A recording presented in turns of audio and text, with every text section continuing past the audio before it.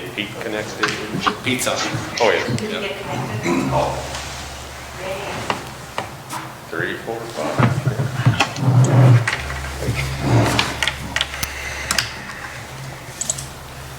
Whenever you're ready, Mr. Mayor. We on?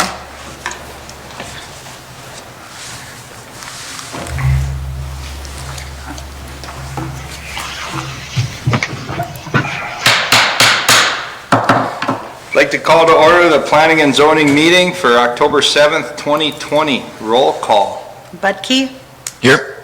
Johnson. Here. Kuhn, Here. Lunsky, Here.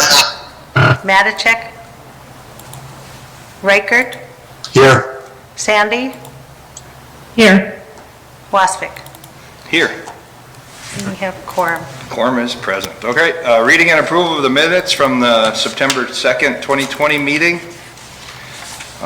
Taking time to look through that. Comments, questions? Mr. Reichert? Move approval. Moved by Mr. Reichert, I'll second. second by Mr. Kuhn. Any further discussion? Call for a vote. All those in favor signify by saying aye. Aye. Opposed, same sign. Minutes are approved as submitted. Item 3.1.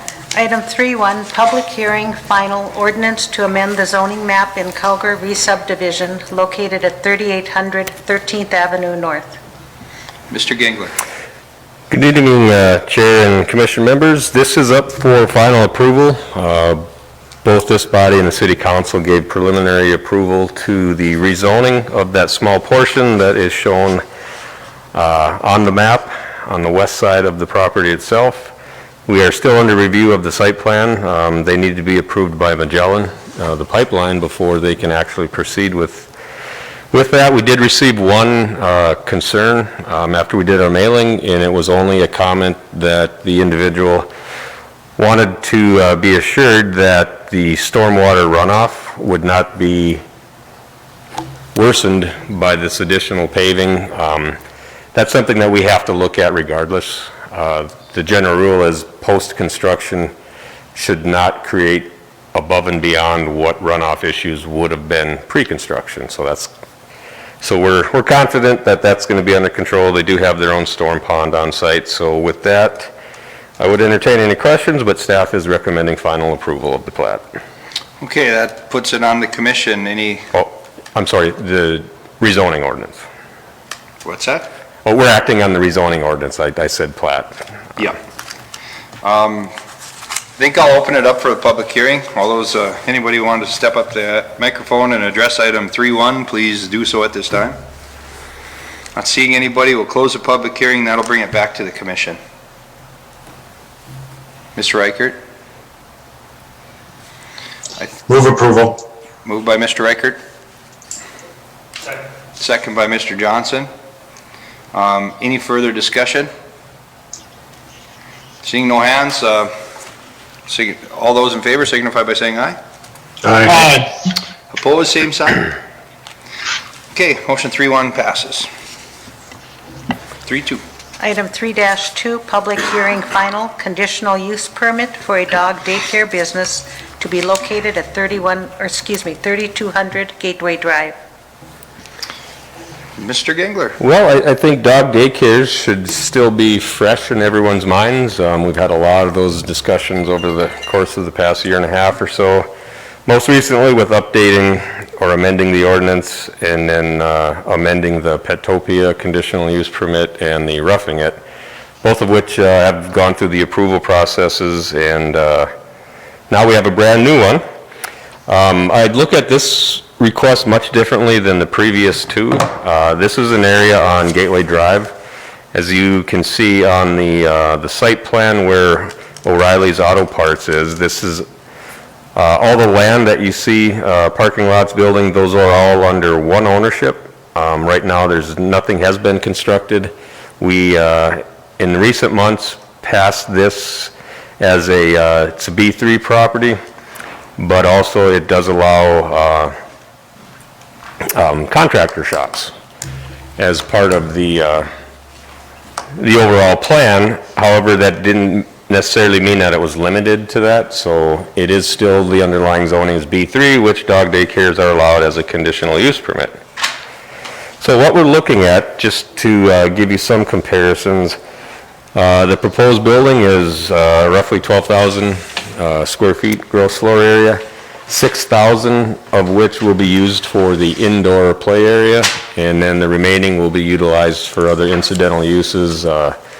Have to have a room for the kennels for boarding, offices, bathrooms, and again, just other incidental uses to the operation. Because there are no other existing buildings out here, this plan is not subject to those same requirements that we dealt with Petopia, having to be, 300 feet, the fenced area being 300 feet from the residential and 100 from commercial. We put in the ordinance, we defined purposely that said existing structures. So in this case, if and when other buildings are put up, the dog daycare was there first, so to speak, so they're not subject to those same restrictions. Based on the 6,000 square feet, they will be allowed to have 120 dogs, both for the indoor play area and the overnight boarding services. To give you a comparison, Roughing It has 3,382 square feet, so they're allowed the 60 dogs, and they did get approval for a much larger outdoor area. However, it is less than their indoor area. Approximately, their outdoor area is approximately 2,900 square feet on the back side of the building. Petopia is at 5,000, roughly 190 square feet of indoor area, which equates to 104 dogs. Their outdoor area went from the 300 square feet, as the original code said, to 1,700 square feet. In both of those situations, each business expanded their outdoor area to the maximum possible extent that the site would allow. Petopia's case, there's other businesses within that building that do have parking and a deck in the backside, so this approximate 1,700 square feet, they couldn't get much, they couldn't get any more land. The only difference with this proposal, the applicant has submitted a good plan of operation that we did review. Ultimately, once it's approved, then a site plan will be refined to show the exact outdoor areas and those requirements. So outside of that, those procedural matters, nothing really has changed. Assuming it's approved by P&Z and council, then it's up to staff then to make sure that the site plan's in good working order and that they're meeting all the code provisions. As I stated in the staff report, this proposal, and the applicants are here, if you have specific questions for them, which I think we will have them come up. But as you see on the map, there are two areas that are roughly highlighted or bordered in red that represent proposed outdoor areas. Their intentions are to have, different areas for small dogs, for the medium, for the large, to keep them segregated, which is a good idea. However, they are proposing an area that does exceed 6,000 square feet. These aren't approximate, or these are not surveyed lines and calculations for these two areas. They're just generalized areas where the outdoor areas would otherwise would go. So I would like to first entertain any questions from the commission and then probably call up the applicant and have them explain why they are asking for an area that's larger than what code allows. So, any questions? No, and we do have a public hearing too, so if anybody from the commission, go ahead, Frank. What's here right now? It's all vacant land. It's all vacant land? Yep. 3200 Gateway Drive? Yes, right next door to O'Reilly's Auto Parts. Do we have the? You can ask Andrea to bring up the... Andrea, can you bring up the air photo and zoom in on this general area? So it's not the old Ironhide place? No, this is, north side of Gateway. Essentially, once we get the air photo pulled up, you'll see that on the back side of this property is aggregate industries, op construction, Yep, that's a door or so down from the east. Okay, so Andrea will kind of point out the general area. Cursor, go to the left. Yeah. So But we're south of Gateway, right? we're on the north side of Gateway? No, north side of Gateway. Yep. Andrea, if you want to point to O'Reilly's Auto Parts. I see where O'Reilly's is. I know where they are. They're right off of Gateway. So this facility is Yeah, going on to the be north just side. on the lot west and a little bit north, about halfway up into that lot. So for right now, again, it's all under one ownership. The overall site plan had been approved for the specific uses. So in this case, we'll just require a further refined site plan to reflect what ultimately will be approved for the outdoor areas. So those outdoor areas are going to be subject to the same requirements: minimum 6-foot site obscuring fence. The surface can be anywhere from artificial synthetic turf to grass to P-rock combination. It is something that once the site plan is turned in, we'll need to know exactly what materials, what depth, to make sure that it shows to be to have no issues with improper drainage or those types of things. So that's sort of in a nutshell with the operation. I think it's a really good location. And after looking at the air photo with what is north, as I said, and then the surrounding areas, closest residential was probably maybe right around 800 feet to the south, the condo development that's north of the Ralph Engelstad.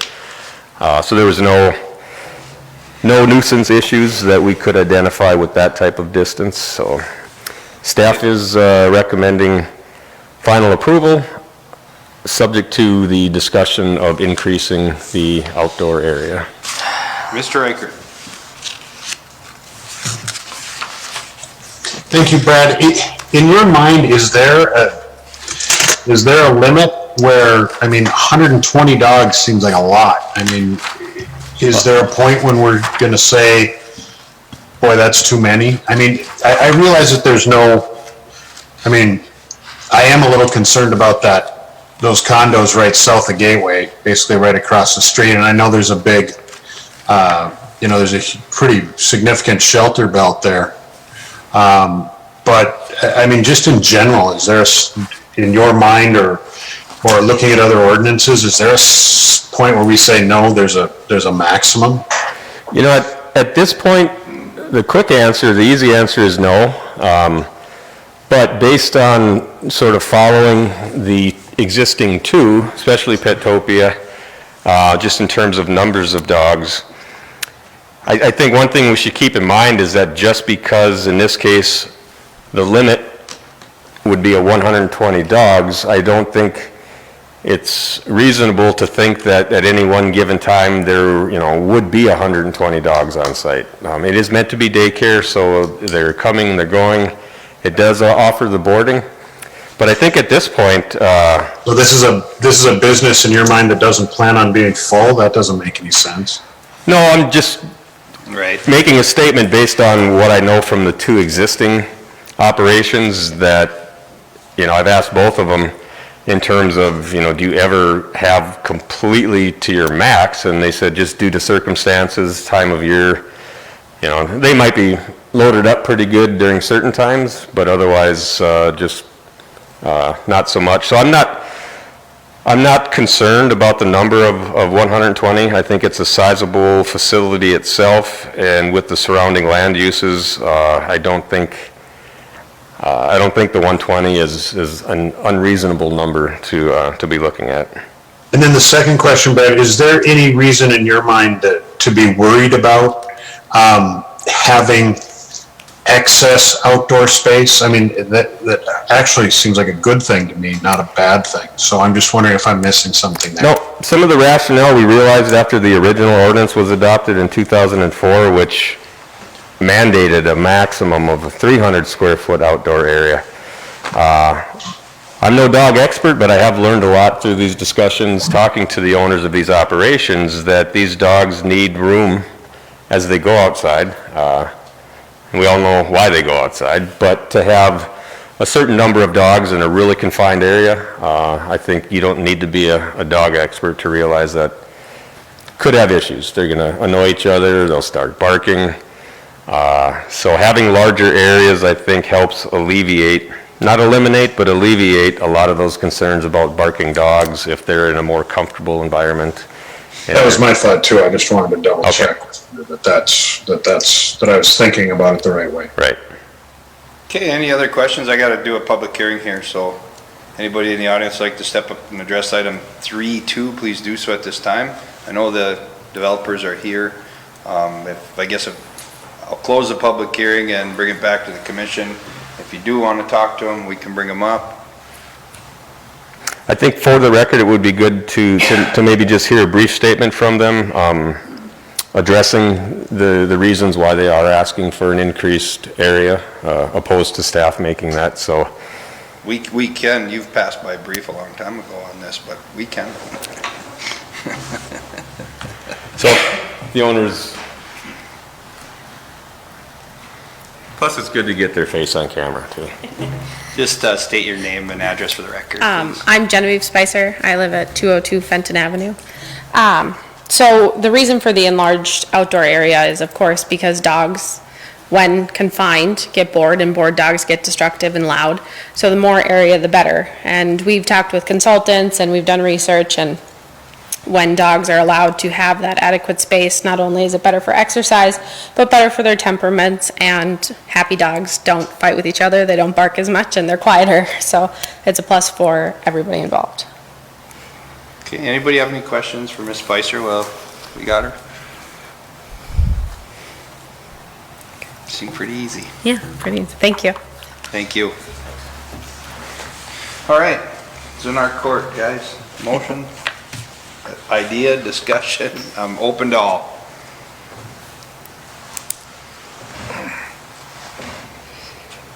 Mr. Budke?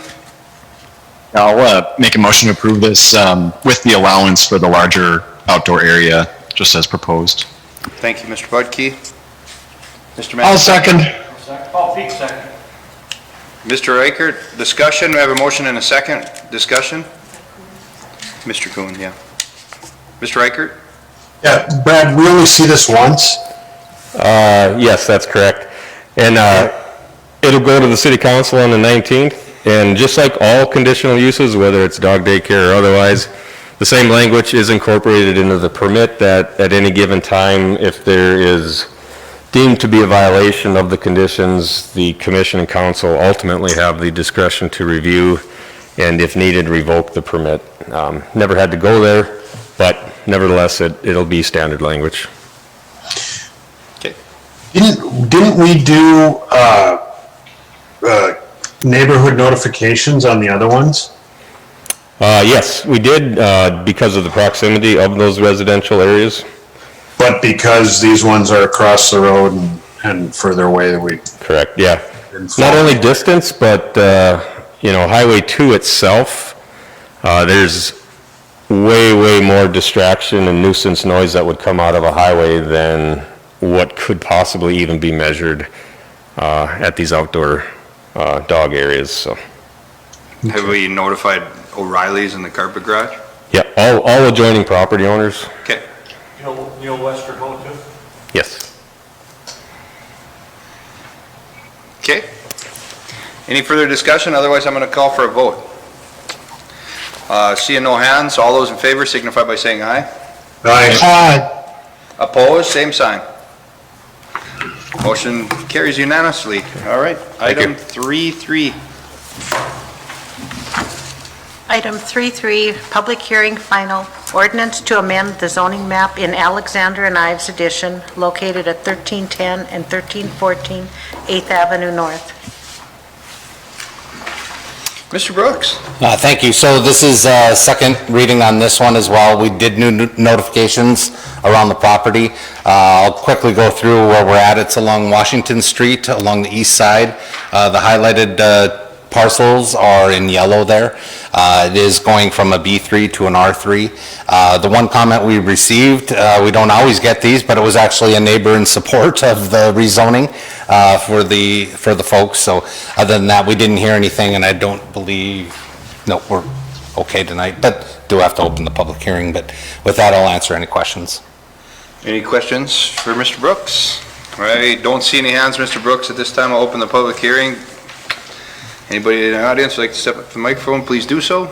Not seeing a big rush tonight, I will close the public hearing, bring it back to the commission. What say you?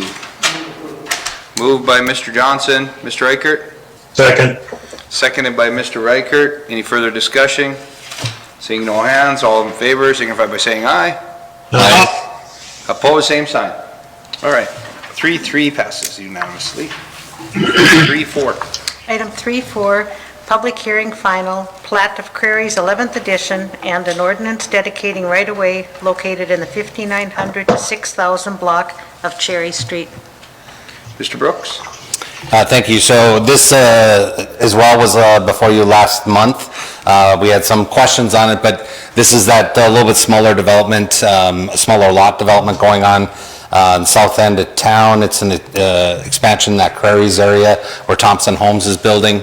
The items that we had on plat actually, I think mostly have been addressed. We just got a plat in today. We're still doing some verification on all those, but with that, it seems in pretty good order. The annexation, as you know, went through last time. That does not come back through you for a second time. That does at City Council. But with that, we are recommending approval on this one. Okay.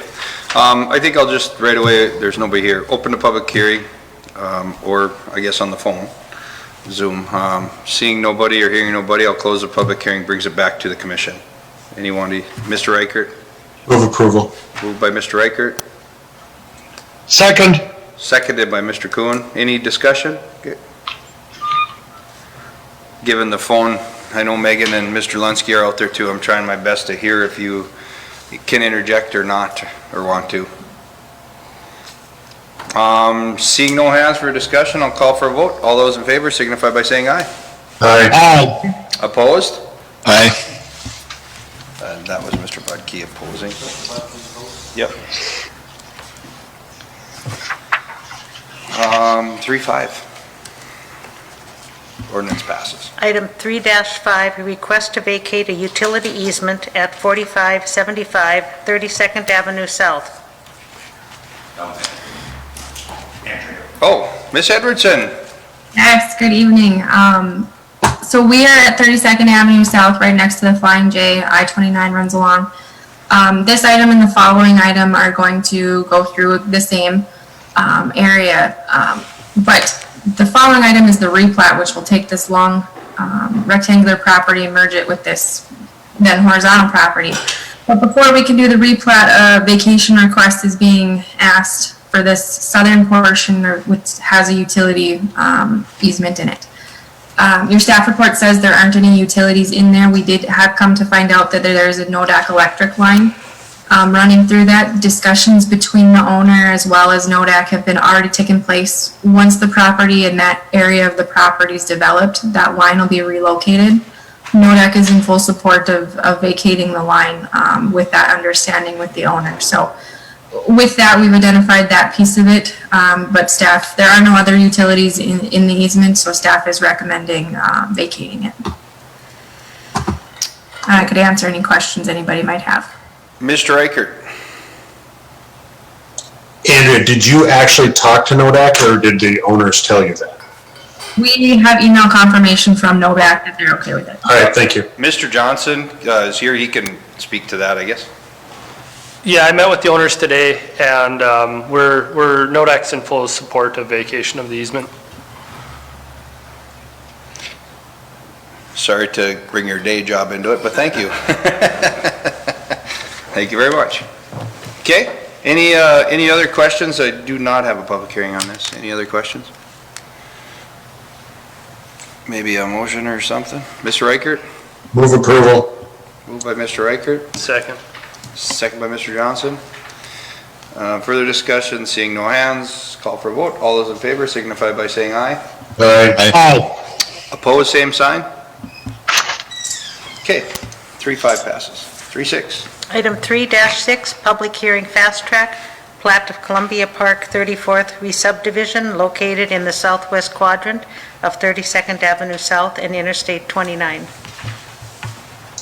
This one's mine again, and again, same area. We're replatting this longer or north-south lot with this east-west lot. The owners have come into an opportunity to purchase it. They don't quite yet know what they plan to do with it, but they're going through the replat and the sale as an opportunity, and will come back forward should a rezoning be needed. With that, I can answer any questions as well. Okay, there's a public hearing on this one, so I'll open that public hearing. Anybody want to address the item in the audience or out in TV land? Not hearing anything, I'll close the public hearing, bring it back to the commission. Commission, Mr. Reichert? Move approval. Moved by Mr. Reichert. Second by Mr. Johnson. Further discussion? I don't see any hands or hear anything. All those in favor signify by saying aye. Aye. Opposed, same sign. 3-6 passes. 4, communications and preliminaries. Item 4-1, preliminary plat of Northern Plains Potato Addition, an ordinance dedicating right-of-way located in the northeast quarter of Section 5, Township 150 North, Range 50 West, Wally Township, Grand Forks County, North Dakota. Ms. Halford, nice. Good evening. So this one's pretty straightforward. We're looking at the southwest corner of the 12th Avenue Northeast and 11th Street Northeast. The reason for the replat is the owner is selling the farmstead. Both properties are staying zoned to A1, so Ag 1, and the farm is going to continue to be farmed. Going along with our 2045 land use plan, it shows that this area is remaining A1, so this fits along future plans, and staff is recommending approval of the plat. I can answer any questions you might have. Anybody have any questions for Stephanie?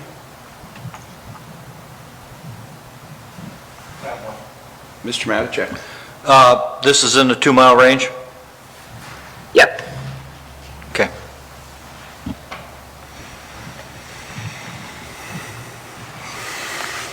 Mr. Reichert? Move approval. Moved by Mr. Reichert. I'll second. Second by Mr. Kuhn. Any further discussion? Seeing or hearing nothing, I'll call for a vote. All those in favor signify by saying aye. Aye. Opposed, same sign. 4-1 passes. We have reports from the planning department. No, sir, we have nothing further. Any other business? No, sir. Thank you very much. I would entertain a motion to adjourn. Second? So moved. Somebody gonna let me out of here? Yep. All right, Frank. Mr. Johnson. Mr. Matichak. Okay. Thank you very much. Have a great week. I was gonna say, well, yeah, I do have a few